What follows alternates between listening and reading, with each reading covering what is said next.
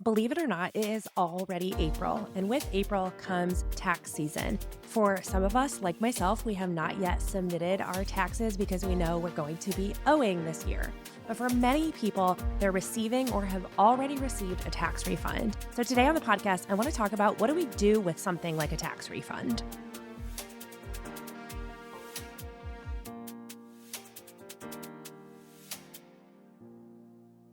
All right, so let's dive into receiving a tax refund and trying to figure out what to do with it that can do the most good in your finances. Everybody kind of has a different response to receiving a tax refund. Some people purely see it as fun money, as extra money. They can do whatever they want with it. Other people have been scraping by the past couple months and feel a sense of relief when they receive a tax refund and think they can use it to catch up, to not feel so behind, and to get a little bit of breathing room back into their finances. Other people sometimes feel paralyzed by receiving a large chunk of cash all at once because they're trying to figure out what to do with it, and it tends to disappear rather quickly. So, on today's episode, I want to break down a few questions to think through as you receive that tax refund so that you can make sure that it's going to be used to not only feel good in the moment, but also to change the trajectory of your finances long term.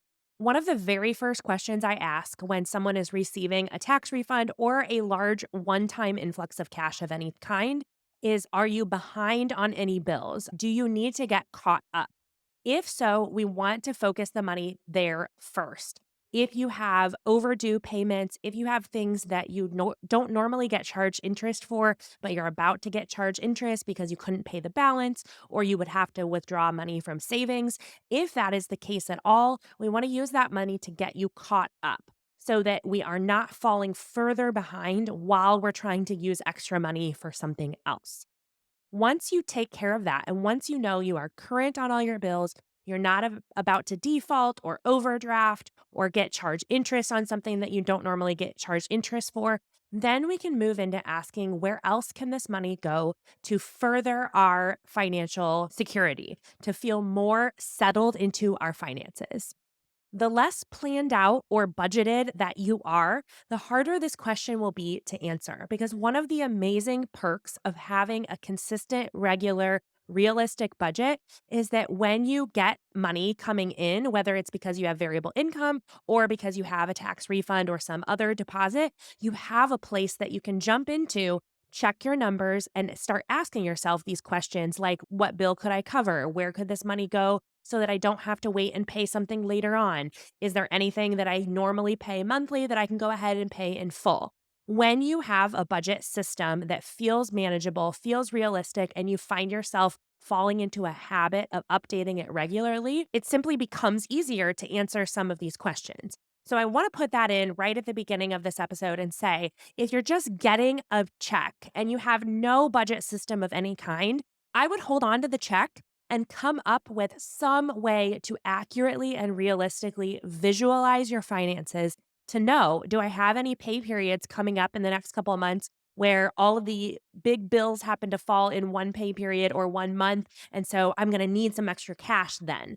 Or maybe you have multiple streams of income. And if you have two different pay schedules, if you could map it out a little bit in advance, you might identify, hey, we're going to have a pay period where one of us gets paid, but the other one doesn't during this pay period since we're on different frequencies.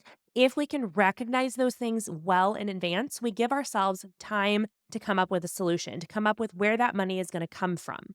So I would hang on to the tax refund, put it into a savings account, preferably a high yield savings account that can earn you some interest while it's sitting there, and give yourself time to come up with a way to see what's going on in your money.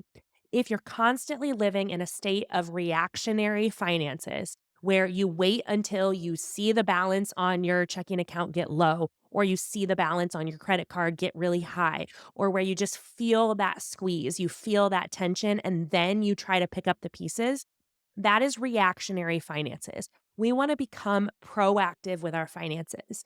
And when we are proactive, we can make wiser, more future minded decisions instead of always feeling like we're behind the eight ball, always feeling like we're cleaning up something that happened in the past. We're just trying to catch up. We're just trying to scrape by. We want to shift towards thinking about the future. Getting a tax refund is a fantastic opportunity to do that, but we first want to have a tool that allows us to see where this money could actually do the most good. So it's going to be quite difficult to genuinely answer that question, either for me to answer it for you or for you to come up with that answer for yourself if you don't have a way to see what's going on in your numbers. Take some time, figure that out, fill something out like the Debt Free Mom budget template, or open a budgeting app and put in all your real numbers. Write it all down on paper. Do something that accurately represents the difference between your income and expenses, not just for the next 30 days, but that's repeatable over a longer window of time. That will allow you to identify a pattern. Is this month going to be short and it's just going to be a random month that's short because of a car insurance bill or something irregular? Or is falling short a pattern that your finances are falling into? We want to look at more than 30 days when we're looking at a budget. So, from now on, in the rest of the episode, I'm going to assume that you are operating with a budget tool of some kind where you could look at these numbers, where you would know what is the gap between my income and expenses, how much of my income is going to debt every month. Do I have something coming up in the near future that's going to require having extra cash on hand? I'm going to assume from now on that you have those things available to you while answering the rest of these questions. All right. So put yourself in the place of someone who is receiving a tax refund, is caught up on all their bills, they're current on all their bills, and they have a budget where they can look at how much money is available pay period after pay period. They've answered questions like, is there a positive gap between my income and expenses? Do I have a consistent plan for paying off my consumer debt and building an emergency fund? If you're in that situation and you're feeling like, maybe the best thing I should do is to just put a little bit of this towards all of those things, that we want to go on vacation and we want to replace a car and this debt is really bothering us. Also, our emergency fund feels pretty low. So, those are four big goals right there. And our tax refund is $4,000. So, I'm going to put $1,000 towards each of those four things. If that's been your train of thought in the past, number one, it's very normal. It's very common because all four of those things are good things. We're comparing good against good. We're not comparing a good option and a bad option and getting an easy answer of, oh, obviously all the money should go here.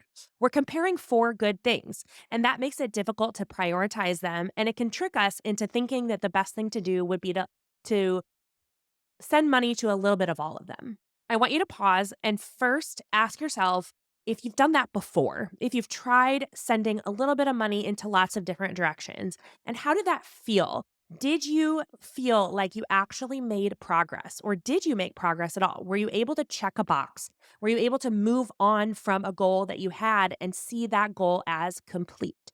Or did you kind of feel like you're a hamster on a wheel, that even though you're doing, quote, all the right things, you're not really moving forward? That's one of the most common complaints with people who are trying to make momentum with their finances is, I'm doing it. I am putting a little bit of money in savings. I am putting a little bit of money into my debt, and I'm not getting anywhere.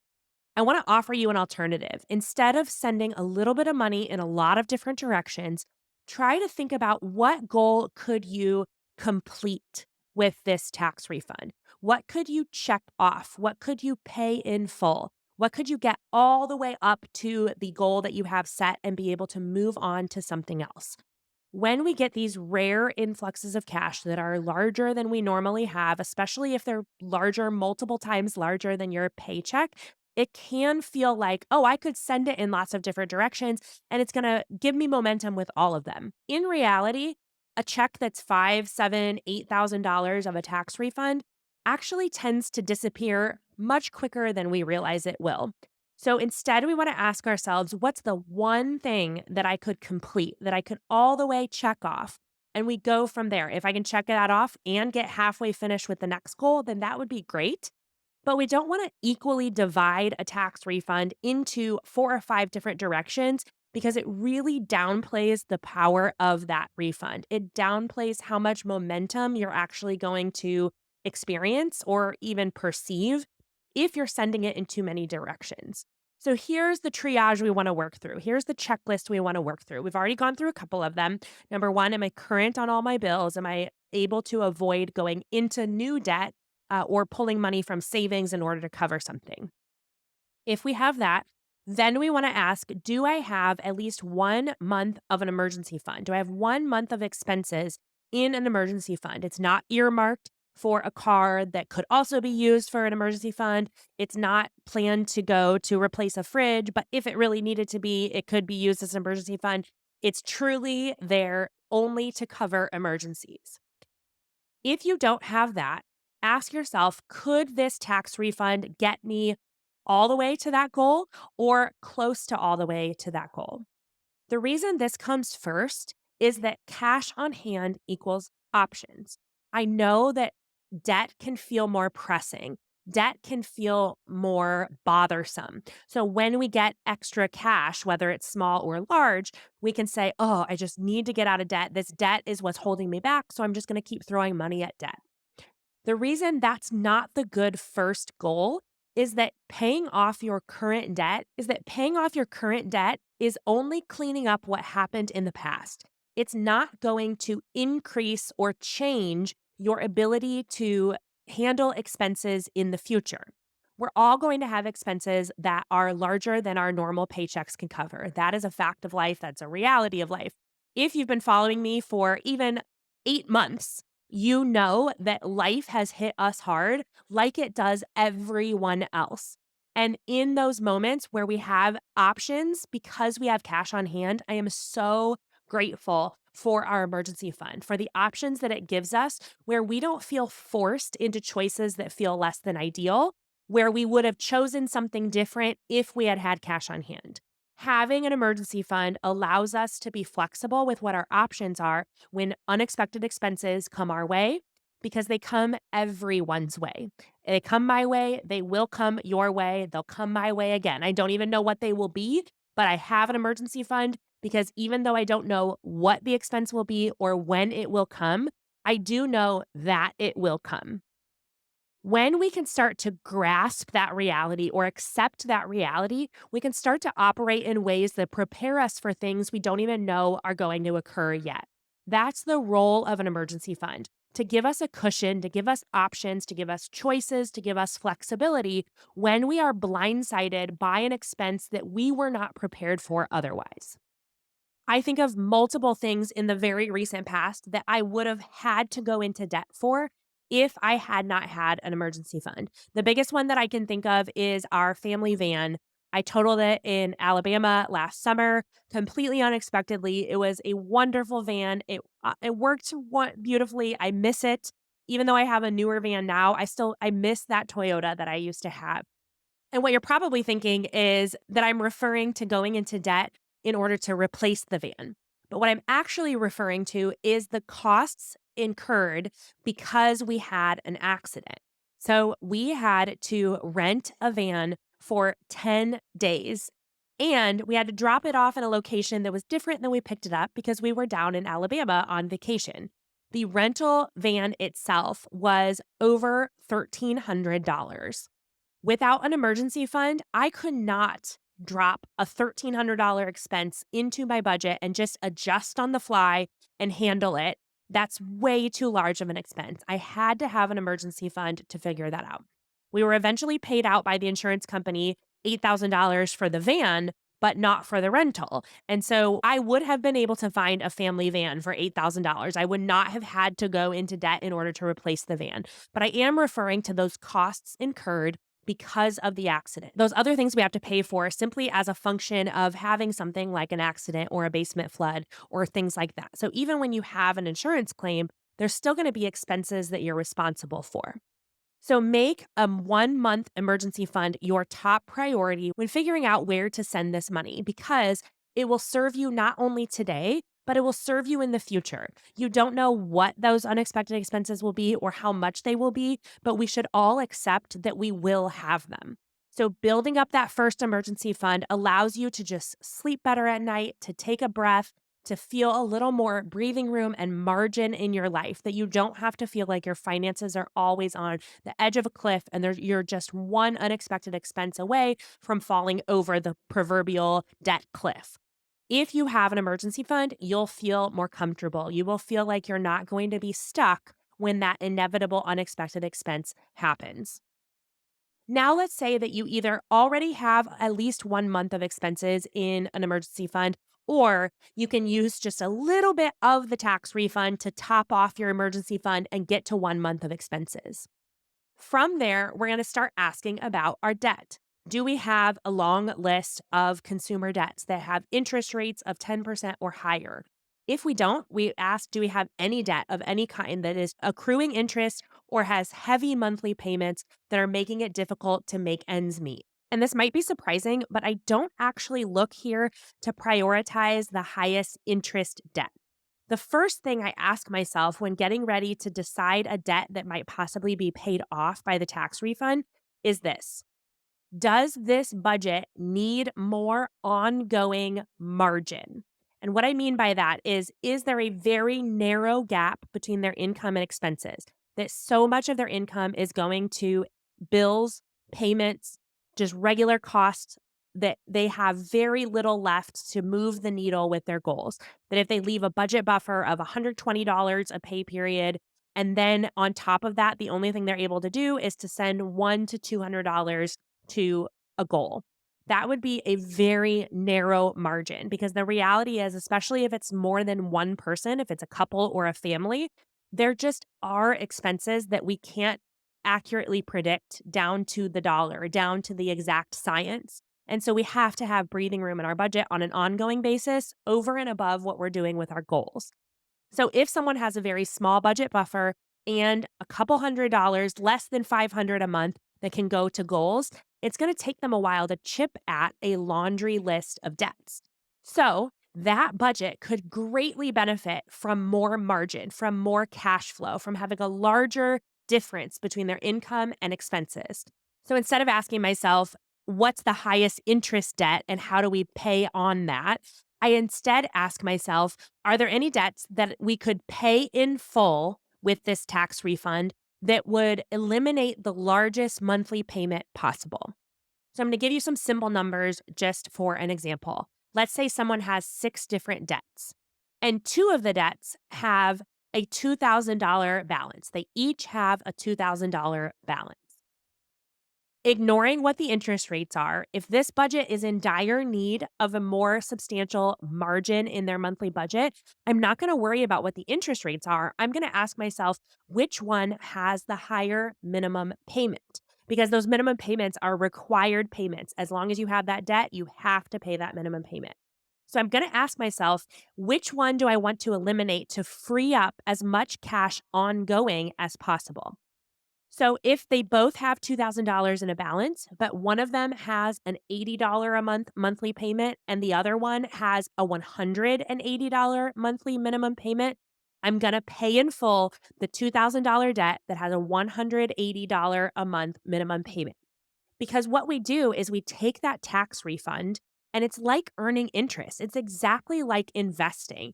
You're going to take that money and you're going to pay off a debt that would have been owed in the future and would have been accruing interest. And you're getting that money back in future months. So maybe your tax refund is only $2,000 and you're going to use all of it to pay off that $2,000 debt. That $2,000 debt is now freeing up $180 a month moving forward. So you turn that $2,000 tax refund into $180 more of breathing room per month ongoing in your budget. Those are the questions I like to ask when we're looking at a big influx of cash all at once, as opposed to trying to figure out which debts are we going to slowly chip away at over time. Those are two very different situations, and they should have different filters that we look at them through in order to decide what we're going to do. So let's recap at that point really quick. Number one, are you caught up on all bills? Are you current? Are you able to avoid pulling money out of savings or going further into debt? Number two, do you have 1 month of necessary expenses in an emergency fund that is only earmarked for an emergency fund? If not, fill that up as much as you can. If your tax refund would entirely cover that and then some, go ahead and fill the emergency fund and then start asking the questions about debt. If the tax refund would not entirely cover the emergency fund, you still want to put all of that in there. Your emergency fund is the buffer between you and unexpected expenses. And if you don't have that buffer, you are exposed to whatever unexpected expenses come your way. So, getting that cash on hand is essential. Even if the tax refund is not going to all the way fill up your emergency fund, I would still put all of it there because it's going to be more than what you had before. I posted a would you rather kind of post last fall where I said if my only two options were to either have debt, be in debt, but have a full emergency fund, or be debt free, but have no emergency fund, I would choose to be in debt with an emergency fund over being debt free with absolutely no emergency fund. Because one of those scenarios has safeguards against the future, and one of them has no margin for error. After I fill the 1 month emergency fund, or if it's already full, I then shift my focus to debt. What debts do we have? How much are they owed? And which of them could be paid in full by this tax refund? Because if we can pay a debt in full, we can eliminate the minimum payment, freeing up your cash. So we want to ask, are we in need of cash flow? So, for example, when I'm doing custom budgets, if they have a large influx of cash, like a tax refund or a bonus, if that budget already has a wide margin between their income and expenses, then I will feel freed up to look at what the interest rates are. And can I chip away significantly or completely eliminate a high interest debt? But I only focus on that because the cash flow problem is not there. If a budget has a narrow margin of under $500 a month available extra after a small budget buffer, then I'm going to instead ask myself which of these debts has the highest minimum payment and can be paid in full by this tax refund in order to eliminate the minimum payment and give this budget more ongoing flexibility. And because I'm way more interested in you coming up with the right plan for you, which is going to look different for everybody, than I am about having one right way for everyone to do it.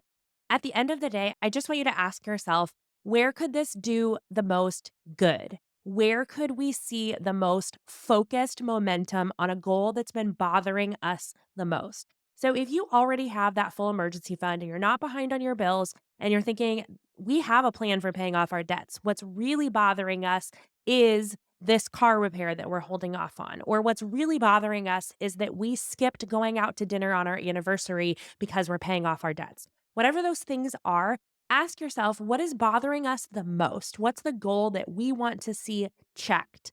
And send the money there because what that will do for you is give you a boost of momentum and allow you to continue using your future paychecks for those goals because you'll be like, yeah, we can do this. We can see progress with these goals that felt like they were taking forever. So even if the tax refund is not going to check the box entirely, not going to pay the bill entirely, can you get most of the way there so that you can start to focus on your budgeting in a way that allows you to complete that goal? Now, I will say, we have not gotten a tax refund in multiple years, and we don't really get bonuses as self employed. Some people do that. We tend to keep ours a little bit more steady. But when we did get a tax refund or a large bonus, I would take just a small amount, skim off the top to give Kyle and I each a little bit of fun money. So we normally do just like $50 a month per person for fun money. It's not something that we have a huge budget for, even though we are debt free, we have a full emergency fund. I just find that as adults, we have a lot of things already worked into our budget that basically are fun money. So whether that is going to concert or we're going out to dinner, we're getting coffee, I I budget for our clothing separately. We have subscriptions that we choose to do. Those are fun money. So the extra money on top of that is just kind of spending cash. So when we get a large influx of cash, if I add an extra 150 to each of our fund monies for that month, it's going to feel huge. It feels like so much margin at the top of that large tax refund, for example. So I think allowing yourself to take, 5% of your tax refund, and if you have someone that you share a budget with, splitting it in half and giving each of you spending money that you just get to decide what you do with, that can also give you that boost of momentum as well. Now, I want to leave you with this. For those of you who tend to feel more paralyzed by a large influx of cash than excited about it, more scared of doing something wrong, of sending it to one goal and then realizing that you needed it for a different goal. If you feel that way and you also don't have a budget system that would give you the chance to play around with those numbers before you make a decision, this is what we do in custom budgets. And especially in April, I'm planning on having extra time going towards answering some of those tax refund type questions of this is what my paycheck is, this is what my expenses are, but we also happen to be getting this tax refund and I'm trying to figure out what to do with it. So if you feel frozen by making the wrong choice, first of all, I want you to know that you're probably not going to make the wrong choice. You probably are going to do the best you can with the information you have. But if you would prefer that someone with an outside objective perspective can give you the chance to, number one, see your numbers in a realistic, accurate budget so that you know not just what's going to happen for your next couple weeks, but what's going to happen for your next couple months. And then number two, want someone who has thought through these things for other people to help you think through how your tax refund could do the most good. That is what our custom budget service is all about. Just this past week, I had 2 separate budgets where I made the budget as usual for their next 6 to 8 pay periods. I prioritized their goals that were bothering them the most and tried to figure out what changes they could make in order to find that momentum.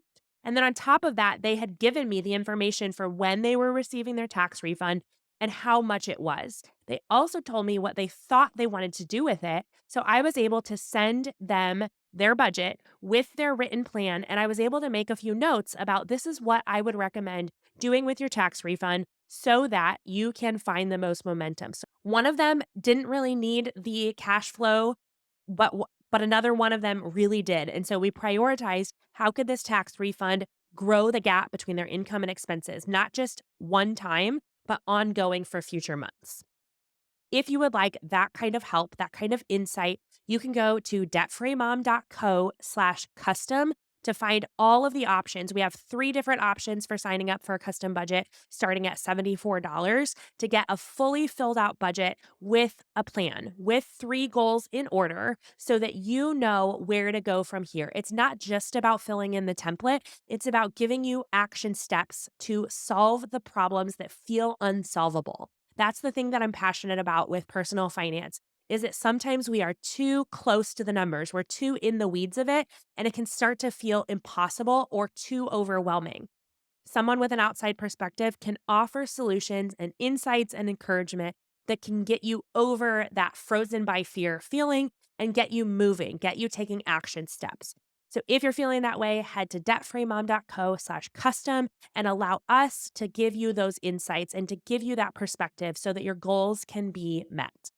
So I hope that gives you just a few questions to ask yourself or to ask your spouse so that you can discuss together, what do we want to do with this tax refund that will not only feel good in the moment, but will give us progress and momentum with our goals? What's bothering us the most? Where are we the most at risk in our finances? Is it because we don't have a budget, so we don't know what's going on with our money? Is it because we don't have an emergency fund, so we are exposed to any unexpected expense that comes our way? Or is it because we have such a narrow margin between our income and expenses that we just don't have breathing room? That if the smallest thing happens, like someone grows out of their shoes, it feels like a crisis. Ask those questions about your financial situation and come up with a plan that is focused on 1, maybe 2 goals instead of spreading your tax refund so thin that you don't see progress in any of those areas. If you have any questions about how a custom budget could help you solve some of these problems, feel free to reach out to us. You can email me at Carly, Carly, at debtfreemom.co. Thanks for listening to the Debt Free Mom podcast, and I'll see you next week. Thanks for listening to the Debt Free Mom podcast. If you want to join me as a guest on the show, go to dfmpodcast.com. The Debt Free Mom podcast is hosted by me, Carly Hill, and is produced, edited, and mixed by Kyle Hill. Music for this episode was written by Kyle Hill. Hit subscribe wherever you're listening to join in with every new episode as we grow our confidence and contentment in our personal finances.